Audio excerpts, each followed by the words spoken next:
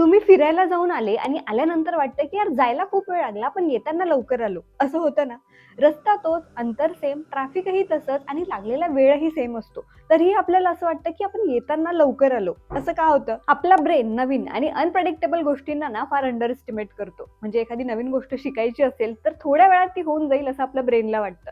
जसं मला 1 मिनिटाचा व्हिडिओ करायला 15 मिनिटं सफिशियंट आहेत असं वाटायचं, पण ऍक्च्युअलमध्ये त्या जास्त वेळ घेतात. एखाद्या नवीन ठिकाणी फिरायला जाणं ही आपल्या ब्रेनसाठी अनप्रेडिक्टेबल गोष्ट आहे. अंतर बघून आपल्याला समजा असं वाटलं की हे अंतर पार करायला 3 तास लागतील, पण आपल्याला पोहोचायला 4 तास लागले, तर आपल्याला वाटतं यार जास्त वेळ लागला. पण जेव्हा आपण घराकडे येत असतो तेव्हा आपल्या ब्रेनला पुन्हा वाटतं की आता पोहोचायला आपल्याला 4 तास लागणार, कारण आपल्याला यायला 4 तास लागले होते. पण ब्रेनला पुन्हा आठवतं की अरे थांब थांब, येताना तुला वाटलं होतं की तुला 3 तास लागतील, पण 4 तास लागले.